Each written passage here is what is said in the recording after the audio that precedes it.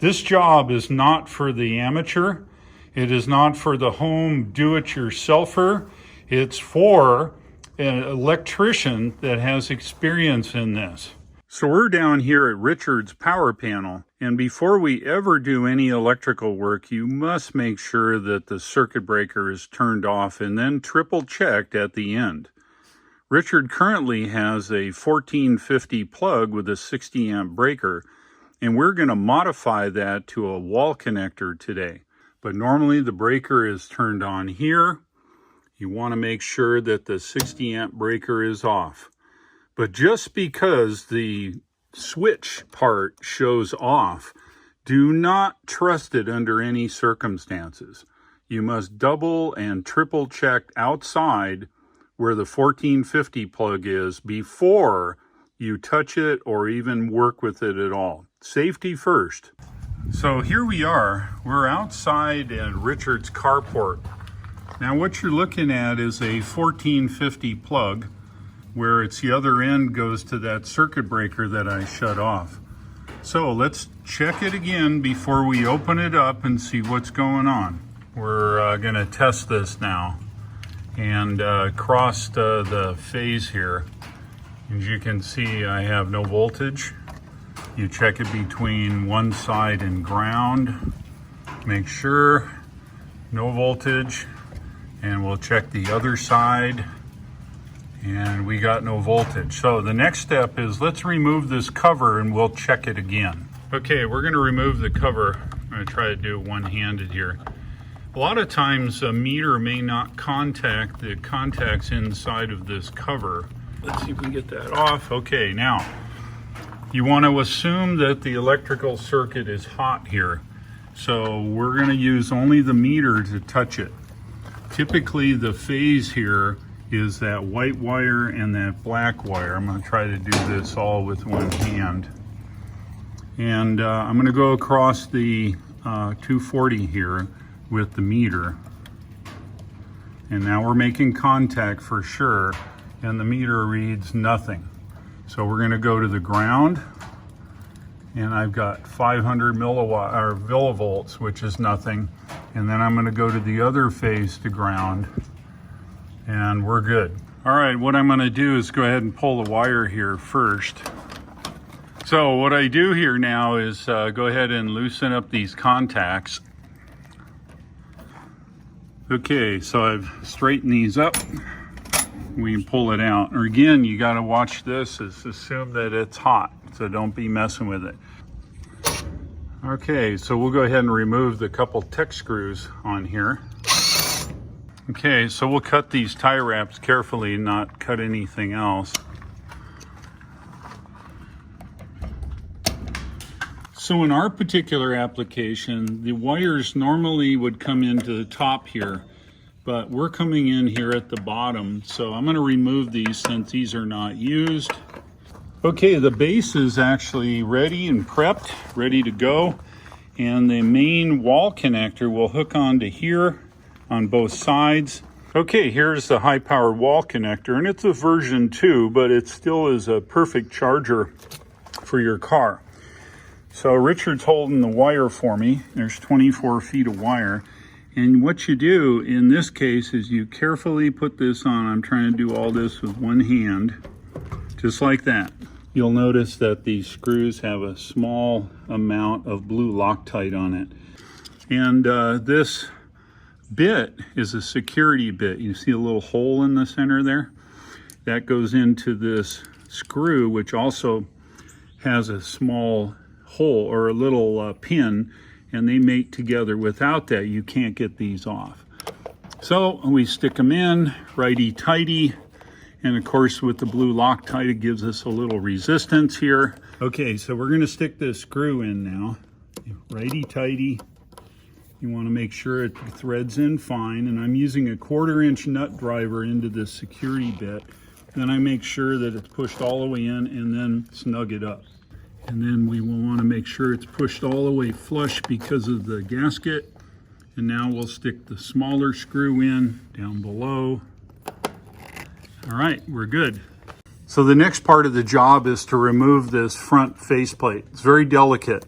You must first, underneath, remove this tiny little screw using the security bit. And then you need to use a plastic spudger tool and carefully go down. There's clips all along the side, and I've removed it just because I can only do it with one hand on the video here. So now we're down to removing the weather cover. There's 6 screws, and this cover is waterproof. So let's get these out of here. So lefty loosey, these are security screws also. And I'm gonna leave this one in so the whole plate doesn't fall off here. So one little trick, this is a 1/4-inch nut driver, and I stuck the security bit in a little piece of paper. And that piece of paper holds this bit in so it doesn't fall out. Okay, we'll get the bottom one down here. Get the next one up. Now comes the fun part. Usually there's a cable that hooks to this display that hooks to the main board, and you got to be very careful not to drop this panel off here. So I'm going to loosen it while I'm holding it with my right hand on. That way we won't cause damage to the internal cable. Still holding it with this hand. Okay, then we're going to carefully remove it. Let's see if it's connected. And it is not, so that's good. Normally this connection here plugs right into the here for the display. All right, we're good to go. Let's route the wires now. Okay, so this is the inside of a version 2 wall connector. This is a high power wall connector, good for 80 plus amps. Thank you, Richard. And inside of the electronics, we've got the main connections for the 240 phase. And then down behind here, you can kind of see is the ground connection. And then there's a couple other things here. This is if you're installing more than one version 2 so they can load share. This little tiny rotating hex switch will be used to set the circuit breaker size. And then the dip switch here has to be in the proper location, and we'll look that up in the manual. Kind of see, so there's the hole. That's where we're going to put our watertight connection. So this is a watertight connection, and then we'll pass the Romex up through the bottom and bring it out to the front. So let's get to that. And we're going to take this and screw it clockwise right up into the base of the wall connector.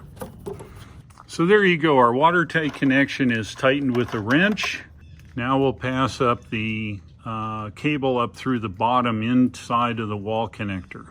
So we've passed the Romex up inside of the watertight connection, and it of course is coming out here on the top. So the Romex is secured in the watertight, and now we need to trim back the cable. You don't want to go directly straight. What I try to do is I usually make a U-turn and then go up in here, and that gives us a little flexibility when the weather changes. It doesn't stretch or expand much, and that little loop will help. Okay, so here we are. We've stripped it back, and then this is the protective ground. I'll pull the paper off that. Okay, now it's time for the main phase, and I always try to put a little coil in this. Let me bend it in place and I'll show you what it looks like. I bent the coil, and it'll need to stick up inside, but it's long enough now. And I'll go ahead and strip this off. Okay, it is now stripped, and I'll stick it in. The wire is now stuck into the conductor, as you can see here, and I will push it up the rest of the way before I tighten it like that, and then it'll all be safeguarded, and then I'll use a number 3 for the tightening up process here. Number 2 is too small. So I use a number 3 Phillips here. As you can see, it's kind of a blunt nose to it, and it's the size of number 3, and it fits these connectors here just perfect. There's no slop in it, and you don't want any slop, so I'm going to go ahead and tighten it. Now, the key to tightening heavy wire is to move the wire around as you tighten it. The reason you do that is the strands maneuver around just like that. So now the wire's tight, the connector is tight, and I can't turn it anymore and I can't get it to go. And that's the key to tightening large wire under a connector like this. Okay, the black wire is now into the connector, and I will do the same procedure by tightening with the number 3 and moving the black conductor here until it doesn't move anymore and we're tightened up to the proper torque. And I will re-torque it with a torque wrench once I get all done. The conductors are secured. I made sure they were there. I torqued them to the appropriate torque. We want to do an inspection now to make sure that the ground wire is hooked up, and we want each side of the single phase is properly hooked up, and it looks that way. So we're going to set the dip switch now. The both up position, it says if the line to neutral is greater than 250, and it is not. If the line to line voltage is 240, so we want 1 down and 2 up. And if we look in here, that's exactly what we have: 1 down, 2 up. Okay, so we're good there. So looking at this, we go down to 60 amps here, and we go across, and we need to set that little rotating hex switch to number 9. Here we are, it's set to 9, so we don't have to touch the hex switch at all. So I think we're ready for a smoke test. Conductors are tight, screws are tight, ground is tight. We're going to make a quick electrical connection here with the meter to make sure nothing is shorted. If it's not shorted, we'll put the faceplate on and Richard can throw the breaker. And it'll either go up in smoke and let the magic smoke out, or it'll come on and work. So we've plugged in the display unit on the ribbon cable. Now let's let this thing hang by a screw and we'll do a smoke test. We have 1 screw holding this baby on. I can't stick my fingers in anything. I think we're ready to go. So Richard, why don't you run downstairs? I'll call you on the phone. And okay, he just called me. It's going to come on here in less than 10 seconds here. Bam. Okay, this is the normal self-test procedure. And it'll end up with 1 bottom LED, I believe, or 1 top LED. Well, my folks, the high power wall connector version 2 is alive. Now, what we're going to do is go ahead and assume everything is good. I'll go ahead and put the rest of the screws on, and we'll hook a car up to it and see how it charges. It should charge at a full 44 miles per hour at 48 amps. So let's get this thing finished assembled. So let's put the front panel on. I'll show you how to do that. So here's the front panel. Now you see this little tang down here at the bottom. It's real critical that this little countersunk screw that keeps that on is left there. And you got to be careful. All right, so here we go. We're going to put this on. So what I do is I usually hang the top one on first. You can feel it fit. And then you want to make sure that this tang at the bottom is just past the bottom of it. You can feel it's wanting to go on. Then I take my fist. I'll make it, you can't hear it otherwise. Here we go. The clicks on to the front just like that. And now it's on. Now the last thing we need to do is put that screw in here. And I'm trying not to lose this little tiny screw, and then I'm going to put the small in there and it keeps it in. I'll save this other Torx bit. Do not lose this little screw here. So I'm going to install the little countersunk. Now you got to back it up. Here, click. Now you can go. Do not wrench it in. It goes in very easy. And you just want to snug it. That's all. Just keep it from falling out. Just like that. All right, so here we go. We have the faceplate on. And we are going to pull the plastic.